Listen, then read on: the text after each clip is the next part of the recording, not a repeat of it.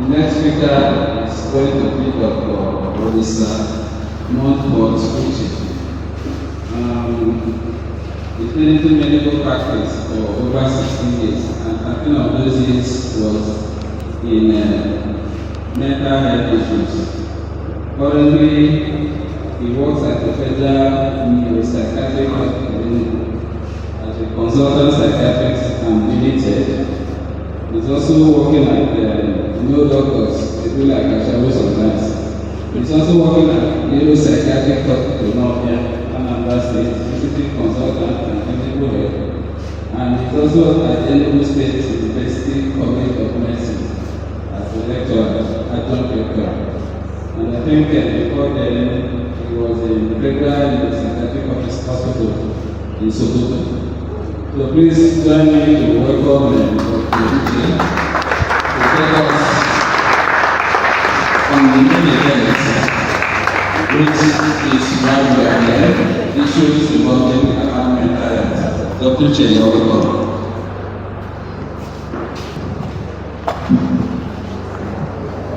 Good morning, everyone. I want to thank everyone, especially the management of the Jackson Group of Kitchen, and also the staff for giving me the opportunity to be in your midst this morning. I must say I'm very excited to be in your midst. I've been hearing about Okija. It's actually the first time coming to this area, and also to see the workers of the Jackson Group. And it's quite significant because, just like as I said, today is the World Mental Health Day. Every 10th of every October each year is dedicated for the celebration of mental health. And it's actually a time that we remind ourselves of the importance of mental health.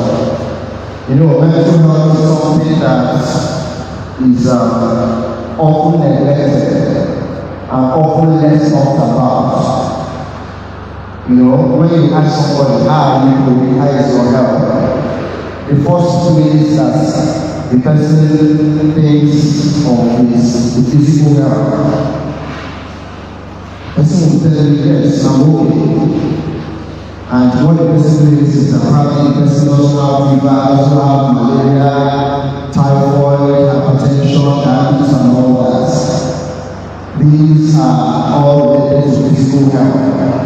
But there is a saying that says that there cannot be health without mental health. Mental health is a very important aspect of our overall life. You cannot really function now. One of the hospitals mentioned how important mental health is. You really cannot function without the stability of your mental health. Everything revolves around your mental health. When your mental health is in order, you're happy, you're motivated, and you're happy follows. But shockingly is given least attention. So that is why the WHO defines health as a state of complete physical, psychological, and social well-being of an individual, and not merely an absence of physical infirmity. I want us to take note of that mission. A state of complete physical, psychological, and social well-being of an individual, and not merely an absence of physical infirmity.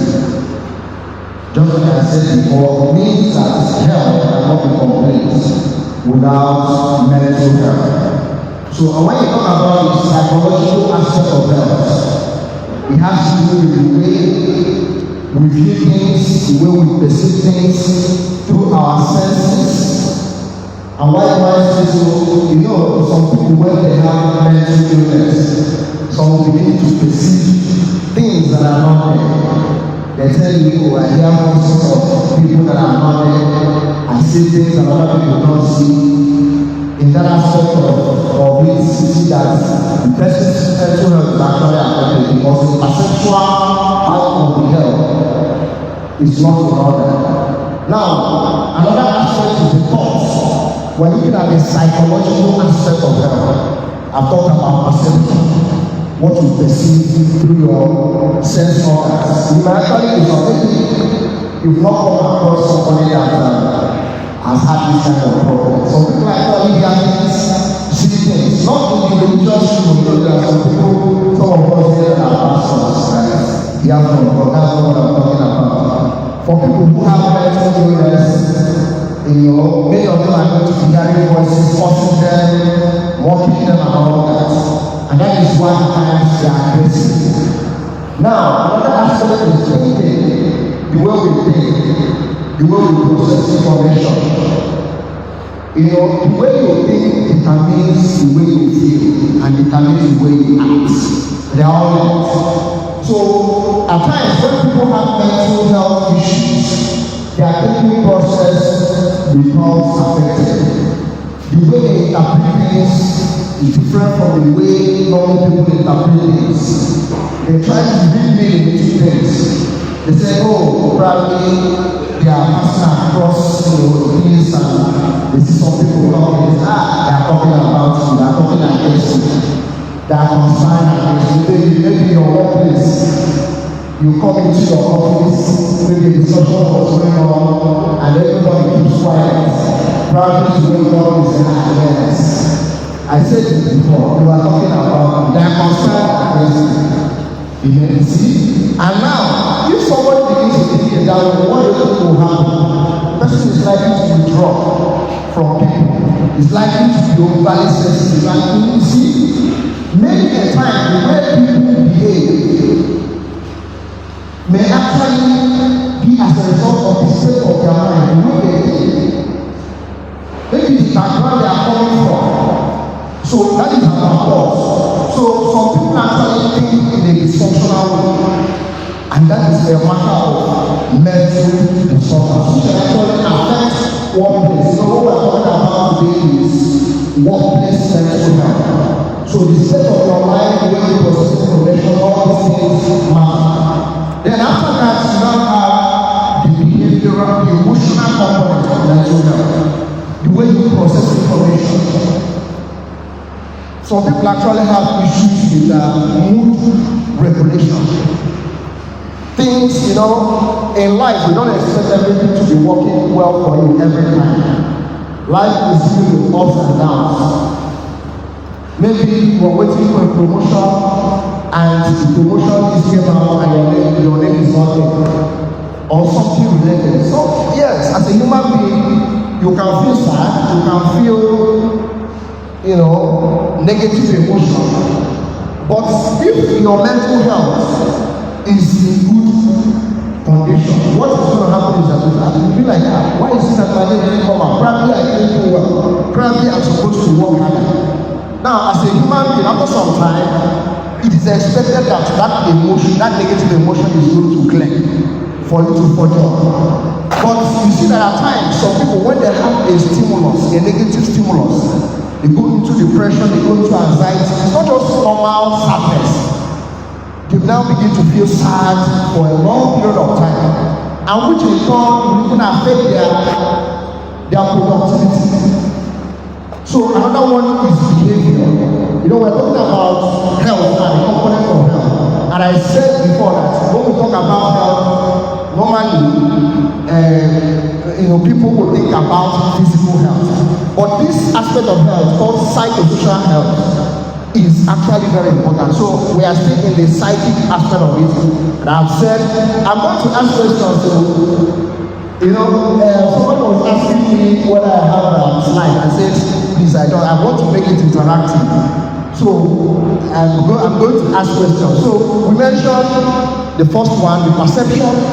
The second one, the thinking. Now we're in emotion. How you regulate your emotion.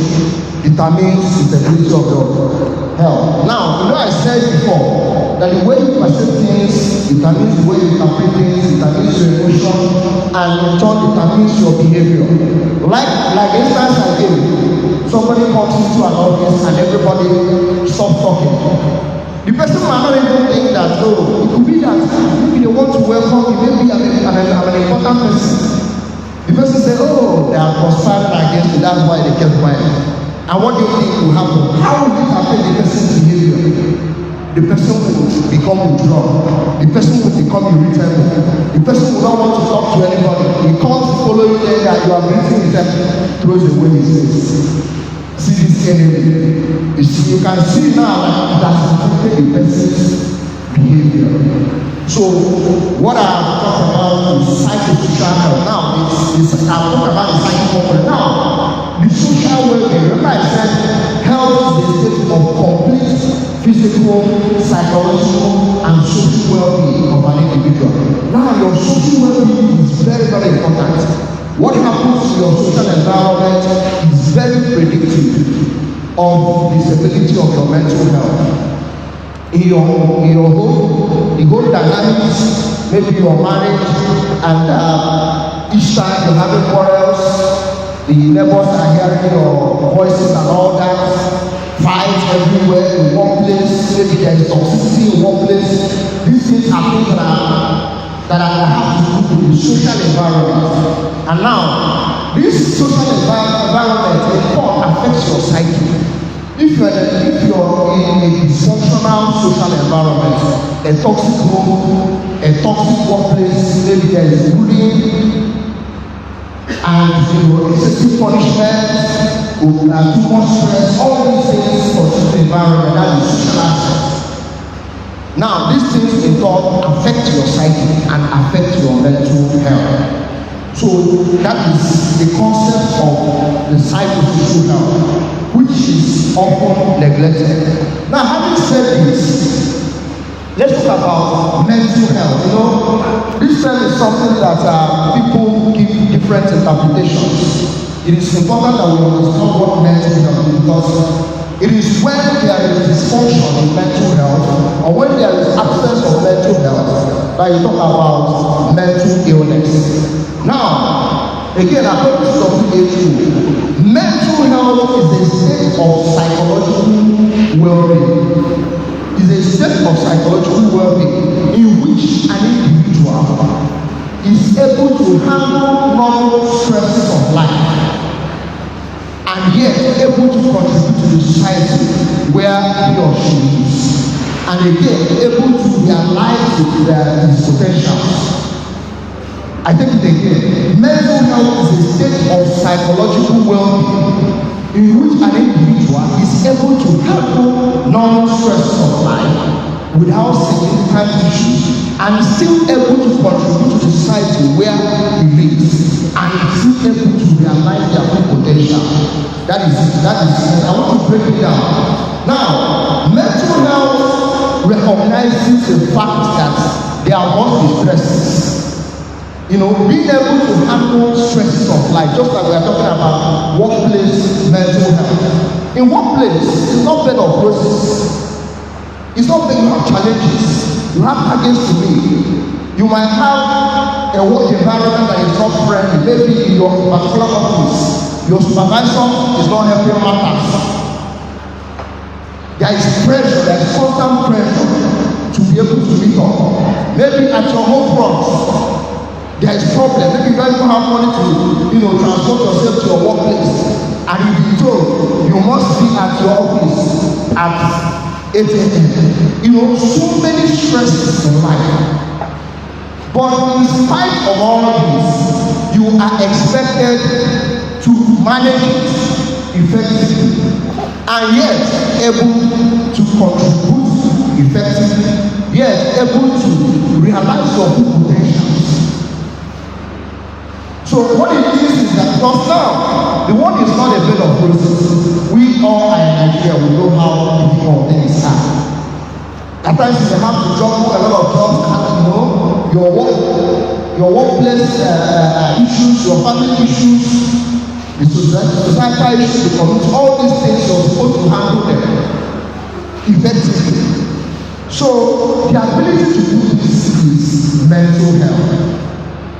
So in your workplace now, if you are not able to manage your tasks, the tasks that you're doing, or maybe you're dealing with significant stress, you're not coping, you're burnt out. Maybe every time you have issues of absenteeism, issues of not meeting all the targets, you're just going down, you're struggling. Maybe there is an issue with your mental health. So, and now, why do we talk? Why is this topic very important in this particular day? It's very important because, you know, many of us here spend at least 60 to 70% of their time in the day in their workplace. True of us. You leave in the morning, you start work starts 8 and closes 4. So whatsoever that happens in your place of work, however your place of work is, whatsoever the dynamics is, has a large toll on your mental health. That is what we are discussing that, because you know, you see that you spend more time with your co-workers, with your superiors, in your work environment, more than you spend in your house. And that is why whenever there is a problem in workplace, even the whole front is affected. Is that not true? If maybe your guy is bullying you, or you have co-workers who are not supporting, they are abusing you, they are laughing at you, or not, we are all emotional beings. At times they will try to separate workplace and home front and all that. It's not easy. At times some of them will carry all those disappointments, all those troubles to their own front, and they will now lash it. In fact, in psychology, there is what we call displacement. In displacement, something is causing you problems, something is causing you distress. Maybe your superior in your office is your guy now, and he lashes out on you, scolds and all that. Because of work-based ethics, you're not supposed to challenge it. You're not supposed to talk back. You're supposed to be humble. Now, but that conflict is not resolved. You're just being compelled to subdue it so that you conform. But what happens is that when you now get to your home front, maybe it's your wife or your children, you're bigger than them. So subconsciously, that problem that you had at your workplace, you now master it. Maybe you start beating them up, start shouting. That is what we call displacement. So the key thing I'm talking about is that whatever that happens in our workplace should be taken seriously. The way we go mentally in our workplace is very, very important, and it has far-reaching consequences, you know, affecting other aspects of our life. So, and I give you a typical example. Maybe you have in your workplace with Jackson Foundation, you have worker A and worker B. Now, worker A wakes up in the morning motivated and feels that, well, today I'm going to make significant input. I have people around me that are supporting my colleagues in my workplace, that are supporting, he has a better picture of what he's going to achieve, the tasks that he's supposed to achieve. He's motivated, he wants to be at his workplace. Now worker B, working in the same facility, wakes up, tired, exhausted, remembers, I've not finished the task that I was given. There's a target I'm supposed to meet up with. But if I don't do this now, my superior, my supervisor is going to give me a query. And now the person doesn't even have the energy. Even before he sets out to go to work, he's already tired. He's not motivated. Now, and at the end of the day, both worker A and worker B, they go to office. They are physically present. In terms of their strength, they have the strength, but psychologically there is a difference. And definitely is going to affect that worker B's output or input. It's going to be affected. is going to, because that drive, that motivation is not there. So, and why are we talking about this? I'm happy that the supervisors are here, the people at the management positions are here. The state of the mind of your worker determines his productivity. Are we getting it? It determines to a large extent the productivity. I don't think that it doesn't matter after I'm the one in charge, I can always reach out on that. At the end of the day, when checks and balances are being done, maybe at the end of the year, they are taking stock. They say Department A did very well, Department B did very well, Department C. The output is very low. And they begin to add, they begin to study some of the workers. And they find out that some of the workers are demotivated. They are irritable, they are not happy. They are working under stress. They are working under fear. They are working under tension. They are afraid. Who knows? I'm going to be giving way. And now, what happens if somebody is working under tension and anxiety? The frequency of mistakes will increase because the person is not focused. So, and at the end of the day, the supervisor that is high-handed, the outputs of the people, of the subordinates, are not going to be acceptable. And you know that kind of a thing, when you come to top managerial meetings, I say, who came to your department? What's happening to your department? And if here is not the key, you might not be replaced. So, don't think it's all about subordinates. The superiors are also in this. The state of the mind of the workers, of their subordinates, their motivation to work would, at the end of the day, affect the productivity. You know, many companies are collapsing today, not necessarily because workers are lazy or they don't know what to do, but because of mistakes or laxity coming from demotivated workers who are not motivated, who are working under tension, who are working under pressure. So, having said this, we are going to look at some commonplace mental challenges.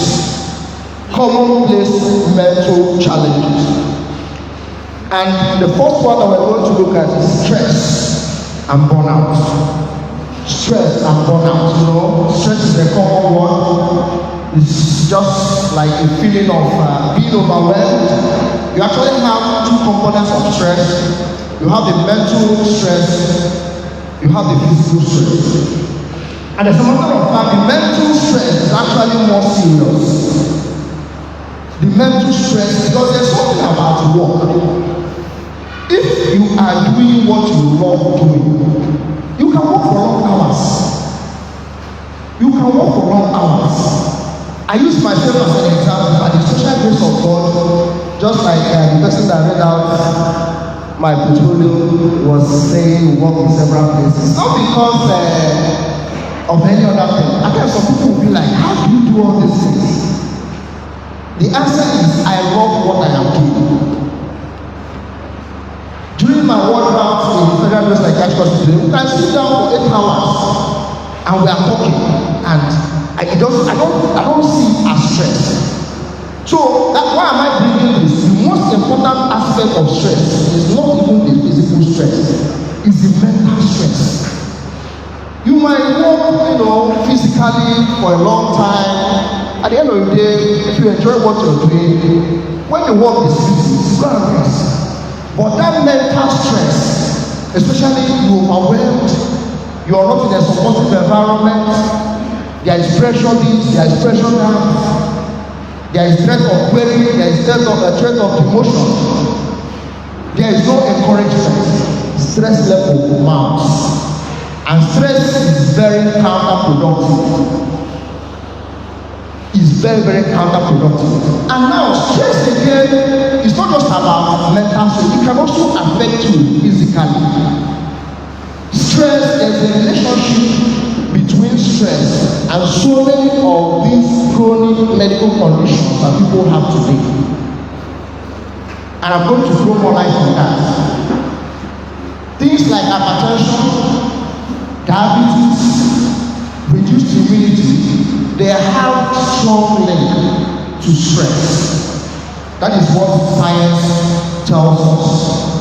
Now there is a system in the brain that we call hypothalamic adrenal pituitary adrenal axis.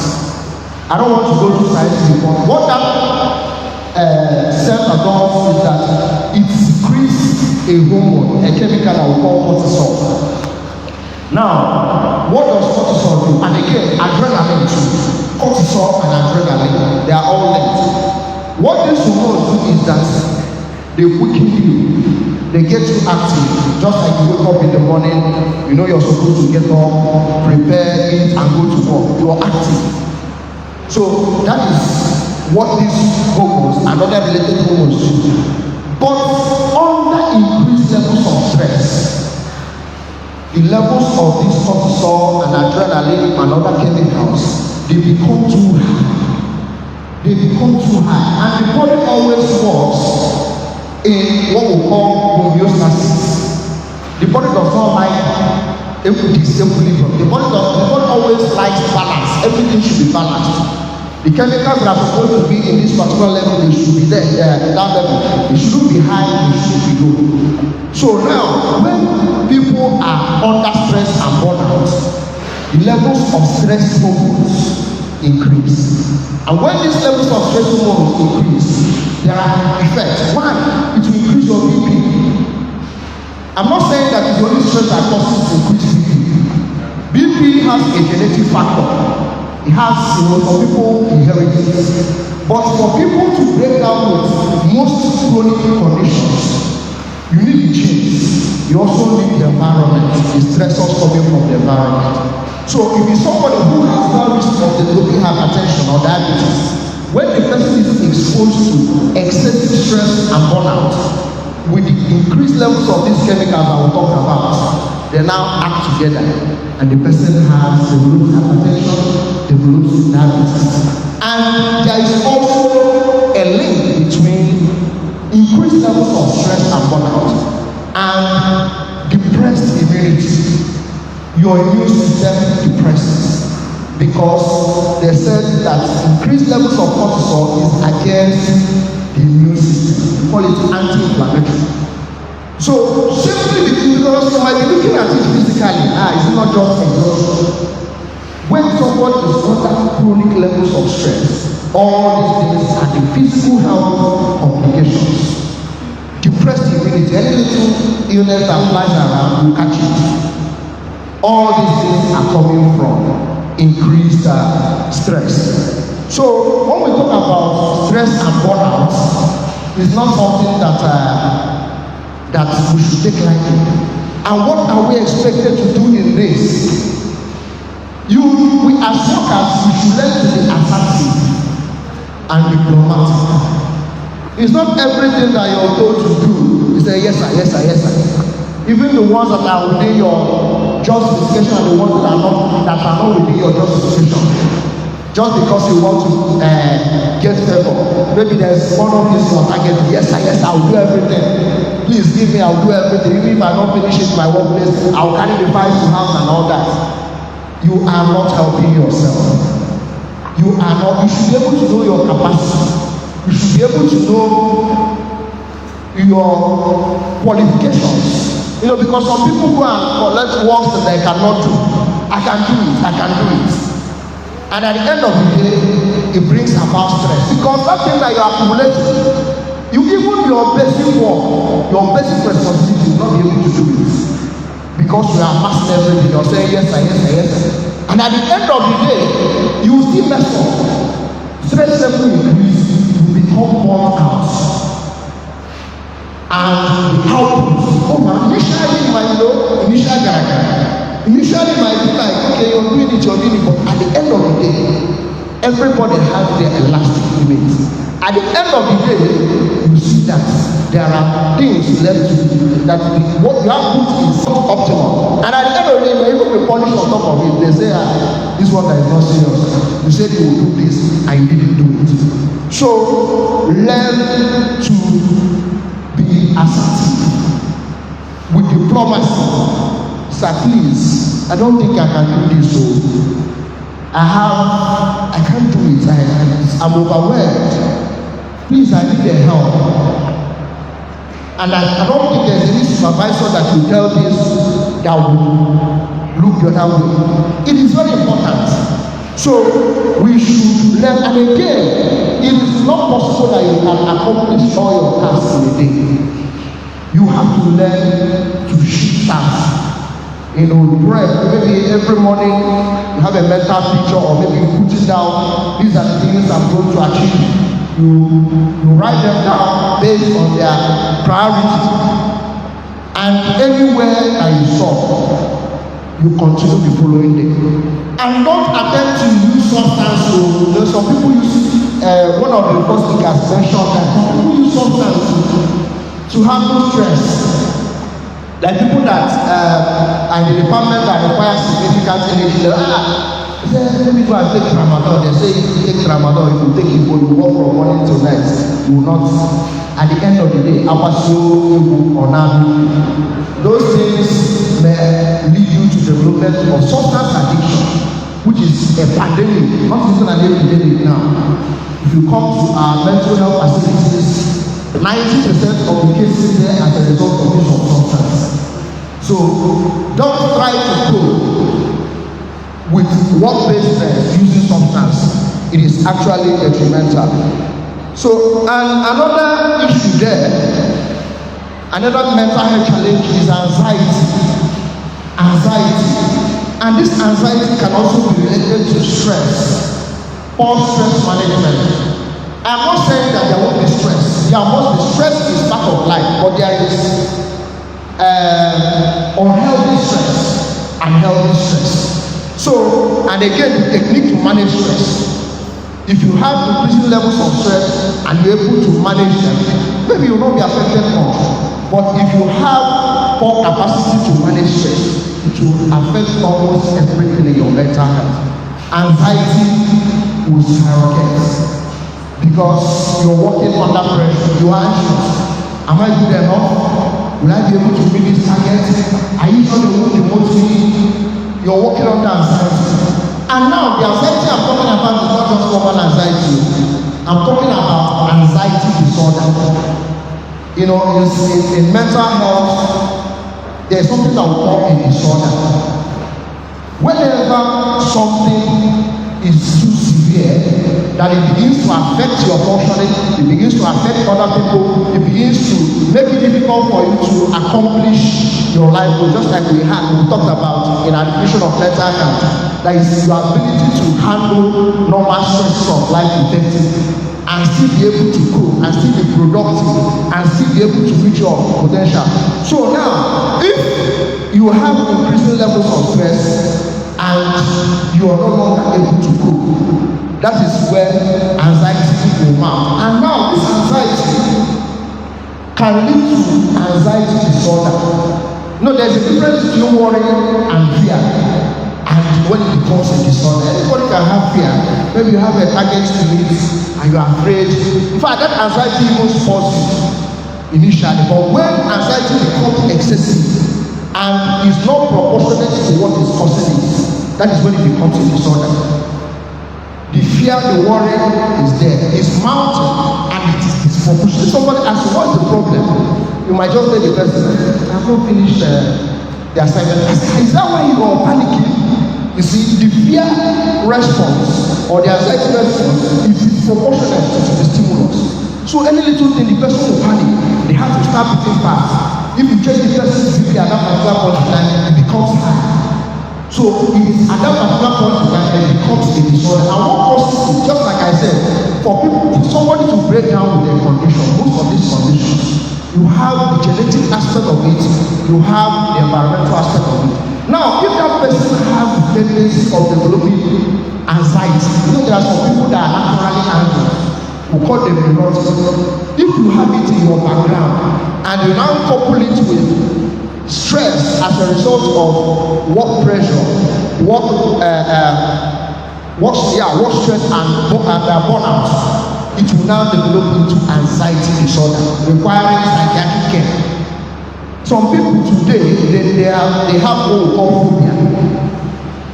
It could be workplace phobia. When you remember that you're going to your work, you have to start beating fast.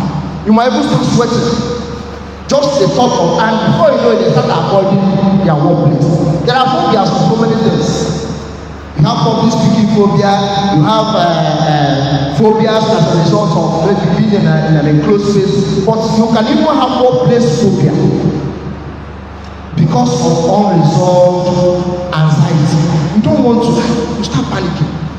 And you can see now that it has become complicated. It's no longer about worry or fear. It is now something that is disabling and is not allowing you to achieve your dreams, and it's causing distress to you and also causing distress to others, because if you're not able to cope, maybe you don't do well at your workplace, your co-workers that will now be asked, okay, do this person couldn't do it. So these are consequences of stress-related anxiety. Now you also have depression. Depression is another clinical condition that can affect workplace performance. And when we talk about depression, we're not talking about normal sadness. We're not talking about, maybe you lose a job or you lose a promotion and you become sad. After some time, you forge ahead. Depression, clinical, we have about depression. Depression is a clinical condition. It's a mental health condition where somebody becomes unduly sad. You're sad. You don't have interest in things that you used to do. Loss of interest in previously pleasurable activities. Low energy, no motivation, and is something that stays for up to 2 weeks. When we talk about depression, when you today are depressed, you can't do it. And when you are depressed and you're not able to find out, you don't know what it is, every aspect of your life will be affected. Your work performance will be affected, your family life will be affected, because you have low life. So, and how does it relate to what we are saying? Just like I mentioned for anxiety disorder, some people have that tendency to depression. There are some people that it runs in their families. So when they now encounter stress at work and burnout, and they look at themselves, they feel incapacitated, they feel they are not welcome, they feel they are not celebrated, they feel that whatever they are doing is not amounting to anything, it will now act on that inherited risk, and they now come down with full-blown depression. When they become very sad, when they lose interest in things that they used to enjoy, when they lose energy. Some people feel that they are worthless, they are hopeless. They think of drinking as sniper. And at that particular point in time, it has become a clinical disorder, and there is no way the person can function. What you hear is that the person is missing work. Is missing work. I'm sick. Because he comes with low energy. So these are some of the things, and I'm happy. I don't know, this is my first experience with this foundation. I know that we have a kind of department that deals with people's mental health, and it's counseling, psychotherapy, and all that. And that is why work-based assessment is important. Work-based assessment is very important, but at times, it's something that is neglected. There should be periodic assessment of staff of each department to know how they are coping. If somebody is repeatedly having issues with workplace, not motivated, absenteeism, low mood, withdrawal, and all that, let's not just think that the person is lazy. It might not be laziness. It could be that the person is struggling with a mental health condition, depression, which actually needs a treatment. And that is why you hear that at times somebody that you interacted with recently, they tell you how the person committed suicide, the person jumped into somewhere. You be like, what he used to say. There are some people that when they are even sad, they might try to put up a smile. But if you are really observant, you know that something is wrong. And it's also very important as co-workers that we should look out for our co-workers. Ask them, how are you doing? How are you doing? Because at the end of the day, you're not the one that is going to do the work alone. If somebody is not coping mentally, it will affect you, not just the person. So depression is another thing that can affect workplace dynamics. Another one is workplace conflicts. That can have a big toll on our mental health. Workplace conflicts, bullying, intimidation, favoritism. These things can have a big toll. Maybe when it comes to promotion, maybe there are limited slots, and people that are promoted are people that know people that know people. There is favoritism. That kind of a thing can bring down the morale of workers. Where there is no transparency, it will bring down, because everybody will be like, well, so bullying too, intimidation, especially from superiors, politics everywhere. There is a slot. Who is going to be the HOD? Who is going to be the unit head? And you see people, they go to different levels to intimidate the other person. Many people have lost their lives today because they indicated interest to head a particular agency. Before you know it, they will tell you that they shot the person. These things should be, all these things have a big impact on workplace and work-based mental health. So, and this is one of the way we can handle this, is that we should just know that human beings can be difficult. People are essentially selfish, and they can go to any length to obtain whatever they want to obtain.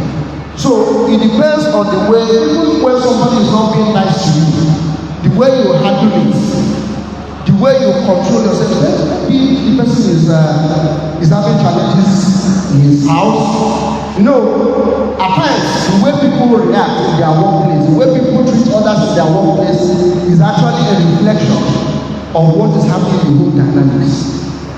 It could be that the person has just finished fighting with the wife and he comes to the office and wants him to pamper you, not possible. So when you have this understanding that okay, maybe this person that is behaving like maybe he has a challenge, you see that instead of being angry, you can even pity the person. And I tell you, when you go close to the person after the encounter and you come close to you may actually understand the reason why the person is behaving the way he's behaving. So work-based conflict is something that we should be aware that it happens, and we should develop techniques to cope with it so that it will affect our mental health. Sorry, I'm going to do fast. Now, substance use, we mentioned that substance use. A lot of our youth today are using substances, and one of the triggers is coping with work-based stress.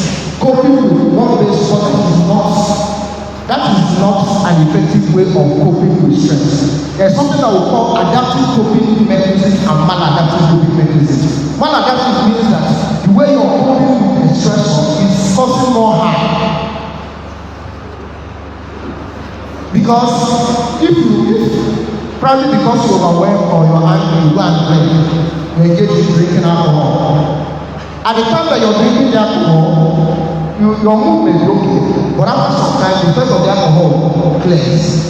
What you're going to get is double. The frustration that you cause or that you had before you started drinking is going to be double when it wears. And if there is no drinking, it will now lead to addiction. Because you always want to top up. You can't get yourself, you can't get that motivation. You want to continue to drink. And as you're drinking, there's something that is called tolerance. Tolerance means that the quantity you started with is no longer going to be enough. You need to increase. And that's why you see some people who drink grace. And there's grace, that is addiction. So it's as a result of poor management of work-based stress. Some people have gone into addiction. And now addiction can lead to psychosis. There's something that is called psychosis. Psychosis means loss of consciousness. Just like was demonstrated, somebody will be walking along the street and be talking and be gesticulating and all that. Why? Because he's hearing voices of people that he's not seeing, he's seeing things and other people are not seeing. The person is irritable, any little thing, oh, they have come to attack me, oh, they want to sack me from my workplace. See the person, they can even start fighting in the office. These ones are significant mental health conditions. which can be caused by substance use, maladaptive coping with stress, or maybe he runs in family. Mental illnesses can run in families. So if you have somebody or you see somebody that is behaving in some of these ways, maybe not being neat, getting very irritable, and has a peculiar way of thinking, he magnifies things, something that is supposed to be straight, he twists it. These things might actually suggest mental illness, and it has a way of inhibiting work-based productivity. If in an office you believe that everybody hates you, oh, they want to kill you, you can't work now, you start missing work. So some of these things are things that can be picked out and referred to mental health professionals. Luckily, many of these mental health conditions have standard treatment. You have the pharmacological treatment, that is drug treatment. You have psychotherapy, that is counseling, and they have been shown to work. So when you see, so you all those people that their cases are bad, that strip themselves naked or whatever, when they are in mental health facilities, many of them respond very well. So why should we care? Why should we care? What's the essence of all these things? Because some of these conditions that we mentioned can negatively impair our productivity in our workplace. It can negatively impair our judgment and will not be able to have that. For instance, somebody who has depression following workplace issues might start missing work. Somebody who is anxious might make mistakes, cannot concentrate. Maybe the person is working in an account department. After the account balancing, mistakes everywhere, and the company can even lose a lot of money because of that, because of the mental state of that person. Sometimes you can lead to accidents. Maybe people that are operating machineries. I know that there are category of workers here. You're supposed to always work, but because you're drowsy, because you're intoxicated, because many people have lost their legs. Many industrial workers have lost their lives because they were under the influence of substance. Why? Because they feel, they can't do without it. They need to drink, they need to take tramadol, they need to smoke to be able to work for long hours, to be able to be energetic. And in the process, they cause themselves bodily harm.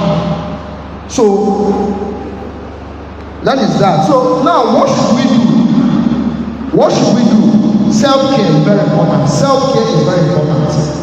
Self-care, we need to refill our brains. We need to refill our mental health. It's just like somebody who has a phone, you want a very nice phone. No matter how expensive that phone is, after using it for some time, the battery goes down.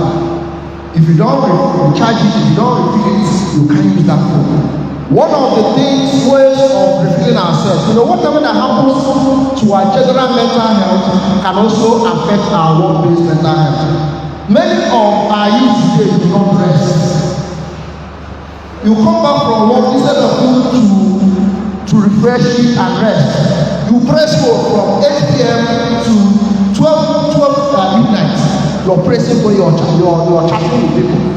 How are you going to rest?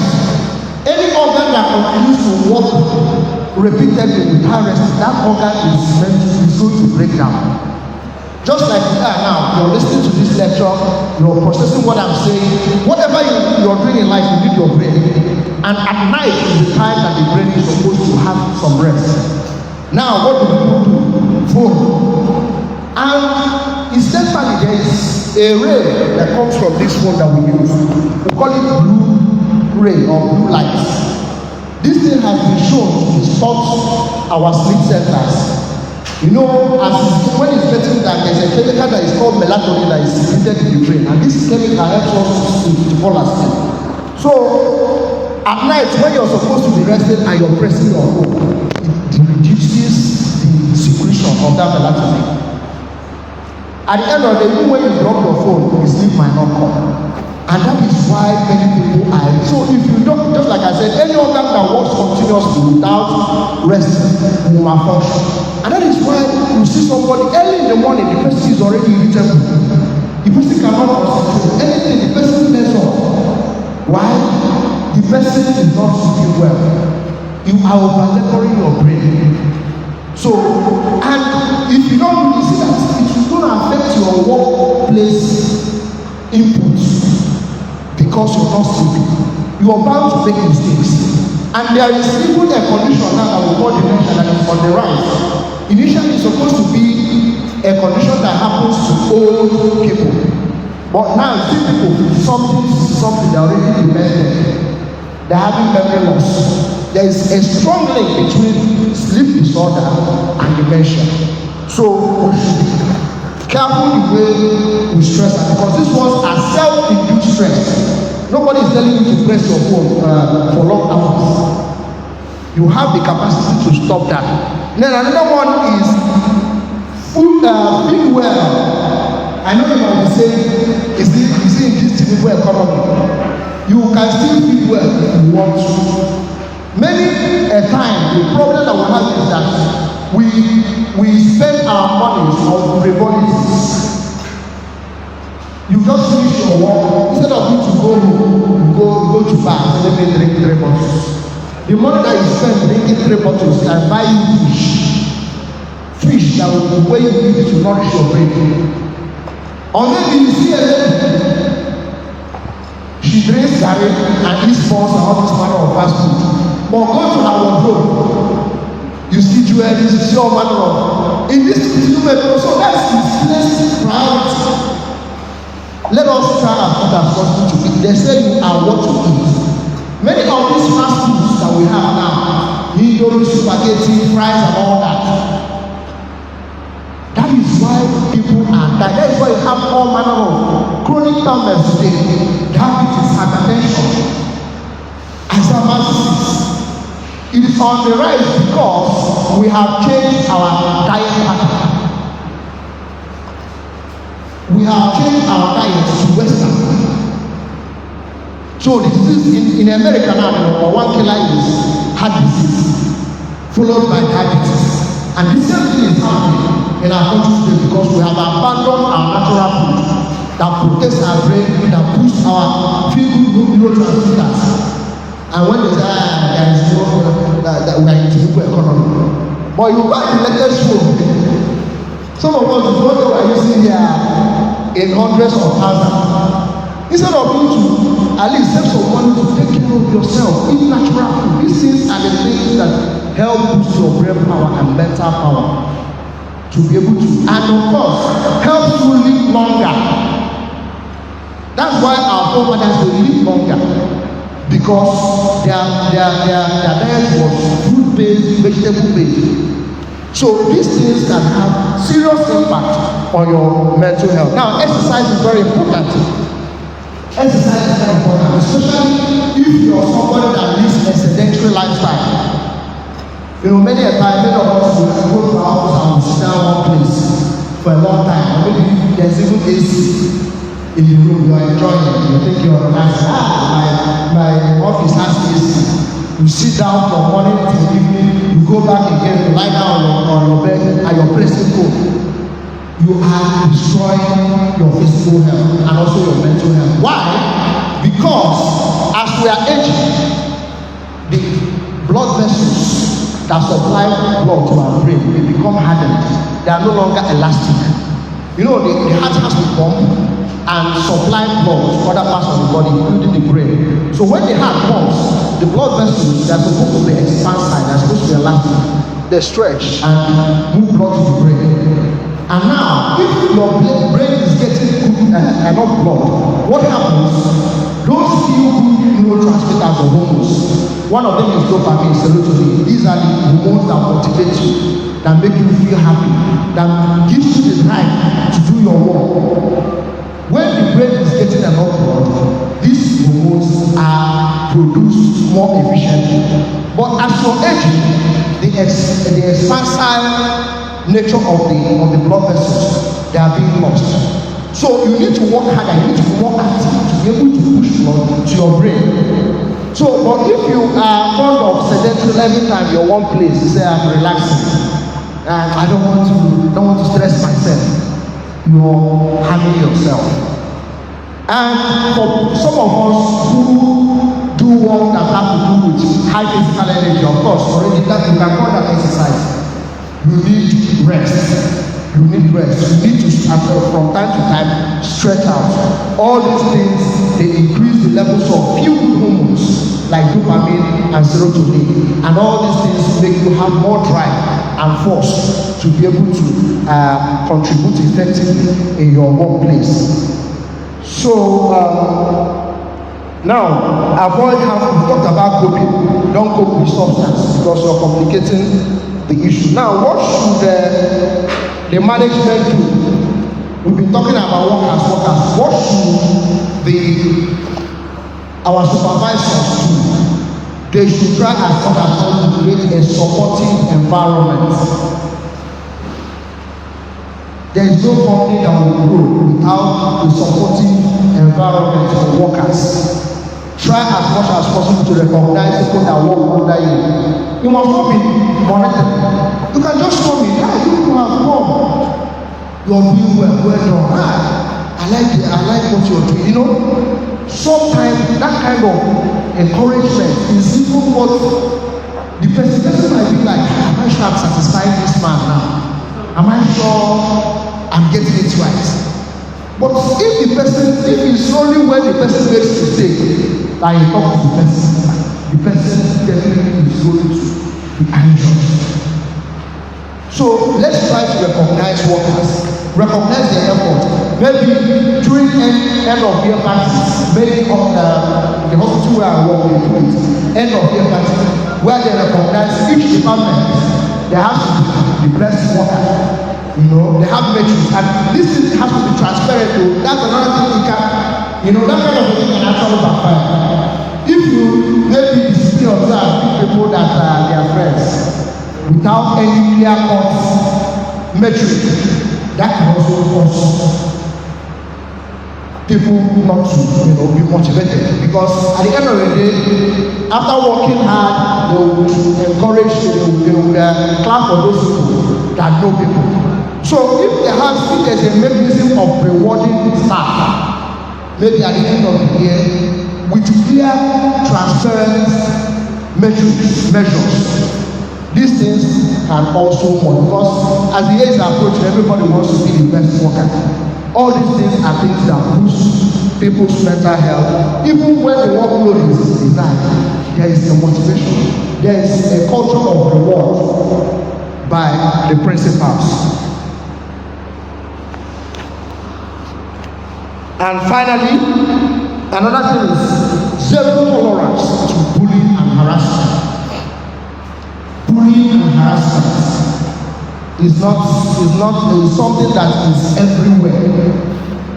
There is this tendency for people, when they are rising, they feel that these people they are not serious. Without forgetting that probably when they were in their levels, that their work ethics was even nothing to write home about. So, even when you want to correct somebody, maybe you have a subordinate who is not doing well, whose output is not what you desire, you correct the person. I'm not saying you shouldn't punish. When this can even be given, but the problem is that when at times those seniors punish their juniors, they are doing it. I'll deal with frustration is not when you want to correct in law, you explain to the person, I'm doing this thing to you because you are not where you're supposed to be. I'm doing this thing because I want you to be a better person, And of course, each punishment should have a human face. Things are very tough now. If you, like a civil service, you've been waiting for 3 times, technically you're out. So all these things, bullying, favoritism, all these things are things that dampen the spirit of workers and make them work in stress, under stress. Just like I said, mental stress is more serious than physical stress. If somebody has a lot of workload and the person is in a serene environment and an environment that accepts him, that celebrates him, that is not always pinpointing the wrongs, you see that you can be marveled at the level of output that the person is going to give out. So I want to say a short story before concluding. So there's a story that was said about one guy who was cutting down a tree with an axe. He said that axe was blunt. So he had already worked from morning to evening without success because the axe that he was using was blunt. And now a passerby saw him and was like, "Why not try and sharpen your axe? It could be that the axe that you're using is not sharp." And the person now responded, "Please, give me I need don't disturb me. Let me see if I can finish cutting down this tree." I don't know whether you understand me. That axe, the axe can be likened to your mind, your brain. Your brain needs to be sharp, your mind needs to be sharp, your mind needs to be at its utmost performance for you to be able to accomplish a task. So anything that will improve your mind, the function of your mind, that sharpening your axe, you should seek it. You should seek it because your mind is not in the capacity that it's supposed to be. Definitely your task is not going to be accomplished. I want to stop here. Thank you, everyone.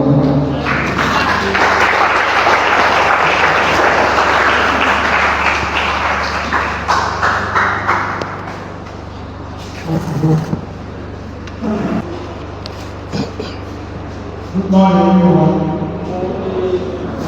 My name is Arnold Chako. Sir, I really appreciate this workshop presentation. My question is this: I just want to be brief. I just want to narrow this workshop down. You know, every one of us here are employees. We are workers. We are working on that. My question is coming from where you say not every task you are asked to do, you should do. That is based on your own perception. I believe this training is aimed at creating awareness on mental health, trying to improve poor mental health, and to also prevent root causes of mental health.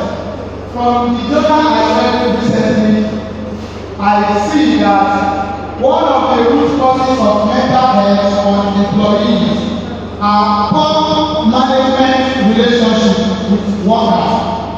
Also, 90% of the creation of feel-good hormones, you mentioned the feel-good hormones, serotonin, dopamine, oxytocin, and endorphin, for you mentioned too. I want to speak on that serotonin before my question. Serotonin is one of the feel-good hormones that motivate us not to have anxiety.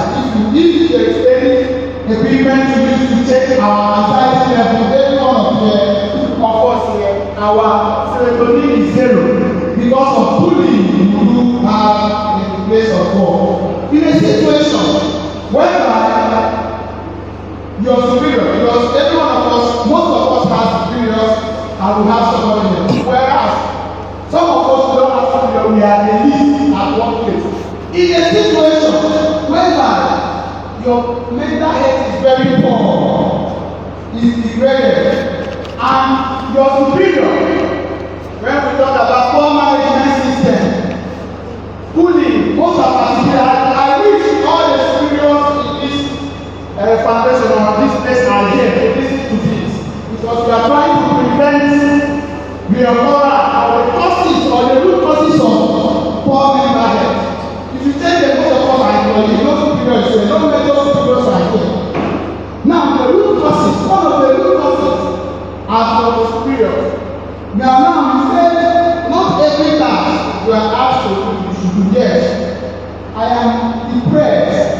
My mental health, my serotonin is very poor, and I'm trying to tell my superior, I cannot do this. We are being intimidated. You should do it because every one of us wants to protect himself. job insecurity is what is affecting us. I will start you. And it's common here among us. You see experience, you have the qualification, you have the experience that is needed in your work. Experience will not bring somebody before you go start climbing. Now, and you are asked to do something because you want to protect yourself. And you are very low, your mental health is very poor. And you tell your superior, I cannot do that. And he or she is insisting you must do it. And knowing fully well that your endorphin, your dopamine, your serotonin, or your oxytocin is very low. Within you don't want to lose your job. Is there any channel that we can create to channel our thoughts to other superiors when the superior is doing the work that this lesson, because we cannot just create awareness, create discuss the root causes of this without preventing pleasure of the occurrence. It will not balance. What should we do in a case whereby you are trying to balance your emotions and your superior is still bullying you and you don't want to lose your job? In a situation like this, my question is this: when you are asked to keep doing the job, within you know you don't have that emotion, you don't have that strength, you are overloaded, you cannot say no. What should we do? Because this is a critical action. Say I know the problem and you are not give you that peace. Please, this is my question. Thank you. My next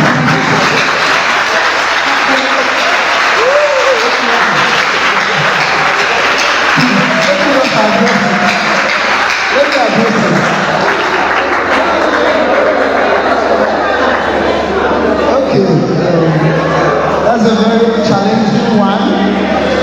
You know, a lot of things have to be put into consideration in answering this question. The truth still remains that we are in Nigeria, where unfortunately a lot of systems are failed. Usually in the Western world, before you employ somebody, you have to do proper psychological assessment. They even go ahead to do personality testing to know the kind of characteristics that you have, the way you regulate your emotion, the way you interact with other people, the way you work under stress. You know, they try to find out who you are, your personality dispositions. And now these things are the things that guide them in placement, work placement. You know, I believe that there are so many departments in this institution. So what department A does may be different from what department B does. But at the end of the day, all departments are working in unison to make sure that the organization works. So the thing there is that there is a problem, there is a fundamental problem at the level of placement. At the level of placement. Now there are so many things that can cause a worker to be burnt out, to be exhausted, to have low mood. So if I believe so, a worker is placed in a department that is not best suited for him because of his characteristics, emotional characteristics, personality characteristics, there is no way that worker is going to do well. Even, you know, no matter the kind of work that even if you give the person the list of work, the person is going to be giving complaints. You know, I just want to balance here. I'm not saying that the students are not, you know, whatever you like, I hope all of us like this. So, but at times, the factors can be worker related, not superior related. If you are in a department, maybe you got into a department because of money, and they place you in a department where you don't have the capacity to function. Of course, if you worsen your mental health, that endorphins, oxytocin, serotonin, dopamine, they will crash because you are being given a task that you cannot function in. And at the end of the day, there will be complaints upon complaints. Even the things that you can do, I don't have my mental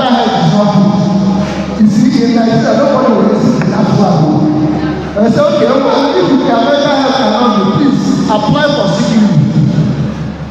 Apply for sick leave and go and assess yourself. And before you know it, by the time you complain excessively, they say, put this person out. That may be a challenge that you have. But if indeed you are in the right place, you are where you are supposed to put in your best, and you be doing well, and now the task becomes too much, that you become stressed out, you become overwhelmed, and you're even having low moods.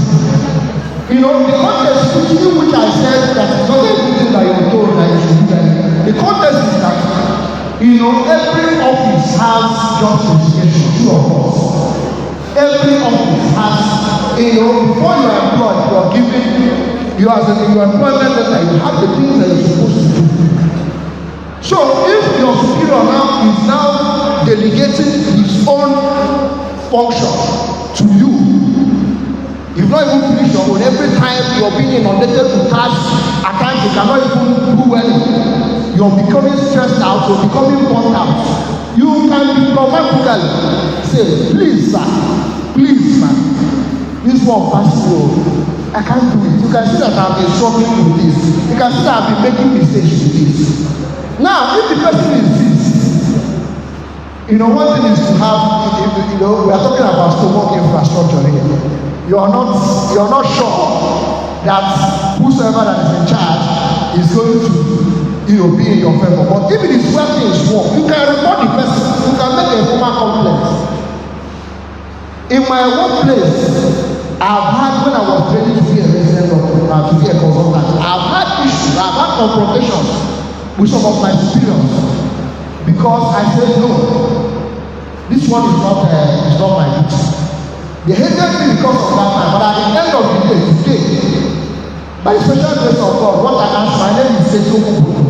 Any place, even in my workplace, everybody is not, I will come here and say my own. I will say it no matter who I saw them, but I do. You can shout and shout at the end of the day. The day they tried it, people are reporting it.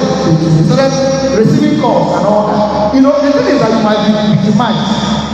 But I tell you, if you seek on what is right, provided they are not being found wanting in that basic responsibility that is expected of you, you are not being found wanting, and somebody else is now telling you, do this, do this, do this, and you know that you cannot do it, you don't within your justification. You can report. If there is something like public complaint or whatever, I know that every establishment has a way of controlling on it. You can report to the person. Even though it might not be your, the consequences are real. Because people are not really straightforward in this kind of thing. If it is where things work, they will not punish the person. But unfortunately, our system Nigeria is almost too happy. So my answer to that question is that it is two issues. If you work related to the worker related, it could be employer related or superior related. If it is worker related, maybe you are not performing, you don't have the capacity to speak up. It's essentially your own problem. And you can even ask them, please, you can push me out from this environment. I can't do it. Instead of you to continue to fail. Now, if you are doing your own part and the pressure is coming from above and you are not meeting up, you can tell the person, please. You meet the person, the former person. You can see that I'm struggling with this. I can't make it, please. Please, I need help. If the person is sick, because of your mental health, because the more you keep on being there, the more your hormones, good hormones continue to go low. This kind of a thing can even be suicidal. At the end of the day, you are the one that will lose. So it is better to save the rules and save your head. Thank you.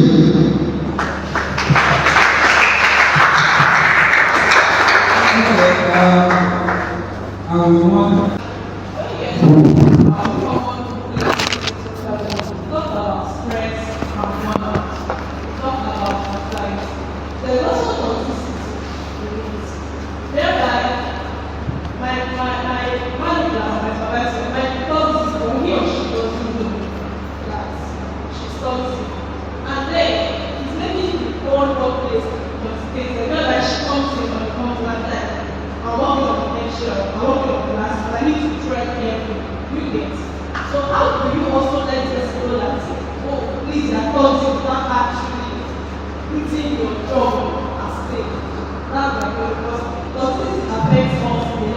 it affects the mental health as well? Okay, that's a very wonderful question. Yes, at times we can't, it's very difficult to change people's personality. Toxicity, it might actually be that they are putting pressure on the person too, or it might be the person's personality. Now, what you can do is if you think you're not close to the person, there are some workers that are close to their superiors. No matter how difficult that person is, there might be one or two persons that tend to flow or try to flow with them. So, if you have concerns that you want to express, you need to be diplomatic about it. It depends on the relationship that you have with the person. If you think that if you approach the person or maybe you speak, you can go through somebody that the person listens to. No matter how highly placed somebody is, or how toxic, as you said, or how difficult, there might be people in that same work environment that flow with the person. Now, the way to do it is it's not necessarily to start attacking the person. You can tell the person's friend, so that people have been complaining about your friend, that you don't even know how to approach him or her directly. That see the concerns that people have been raising. Is there a way that these concerns can be, gotten to her? So I believe that if you do it that way, it might be better, depending on your relationship. If you're also somebody who is diplomatic, there's nothing that stops you from approaching the person and expressing your concern in a respectful manner, not in a vindictive manner. Please, he said, what about this? I was thinking that if this thing could be done this way, like to help everybody, that people are actually under stress. See. So it depends on how you put it. But if you think that you don't have that capacity, there is not everybody that can really approach their superior, especially if it's a person that's difficult. You can go through, it's always good to go informally first. Yes, you can report to the person superior, but disease from that, because many people will misinterpret it. Oh, you want to report to so that they will demote you, this and that. You might actually escalate it. So try informally. It's always good. But if you come to a department where relationship between superiors and staff are informal, is actually better. It improves communication. Not, oh, you did this, I'm going to report to you, this and that. No. That one is when all hope is lost. So try all these things. Maybe approaching the person and talking calmly and respectfully, or using the person that can talk to the person. When all these things have failed, that is where you can now escalate it. So just like I said, at times, people's personality might be difficult to change. At times, the person might actually be toxic without knowing it. So bringing it to the person's attention may actually make the person to rethink and try to make amends. Thank you. I would also like to bring another mistake. So what I want to ask is when you are discussing, you mentioned about how sometimes as you start studying that performing, you start performing, and what they actually need is maybe an evaluation instead of just saying this is steadily not performing. Is it legal or is it something that we try to do to the policy of the workspace for you to say, okay, this particular person has over the time consistent over years or months. Having that are sustainable. So there are some things that maybe timing is an issue, confidence is an issue, or anything. But this time, cannot even say the reason why the person does not want to improve. In management, there are person that comes to like this. We assign that task or find a point. So, but where there is a place of mental health coming to know that staff and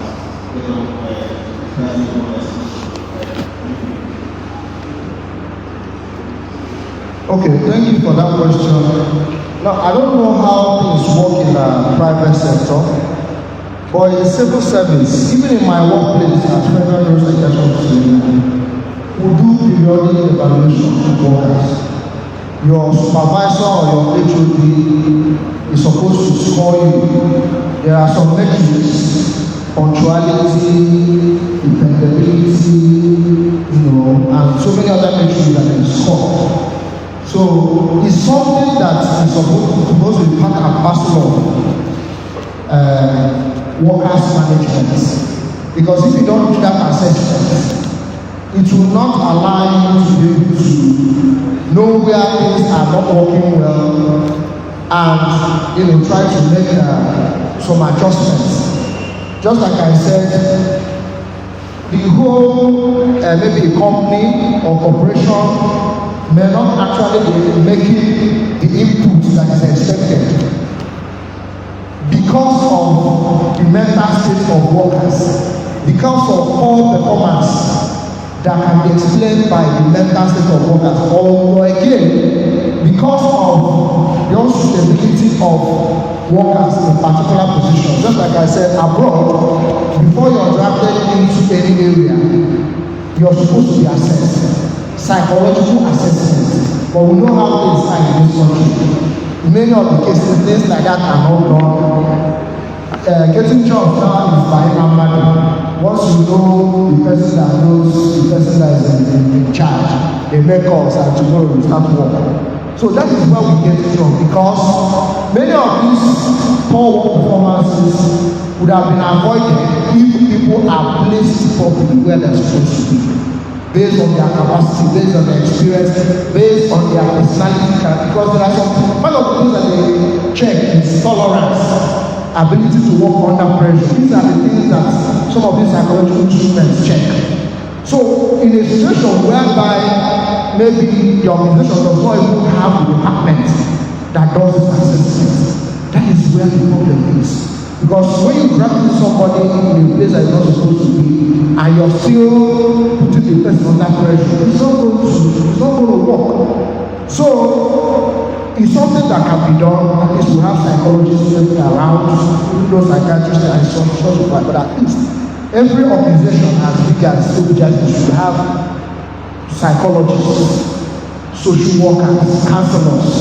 They should have their own departments. That they will be recruited or they will have to come in when particular staff are having persistent challenges, to assess them, not necessarily to sack them, but some people need counseling, some people need support, some people have other stresses that they don't know how to manage. And this department will have the responsibility of evaluating these people and granting them some form of support. And if it's something that cannot be corrected, maybe the person can be reposted to a less technical place. So it's not necessarily as positive, but to support. So I don't know how things work here, but I think it's something that the supervisors are here should look into.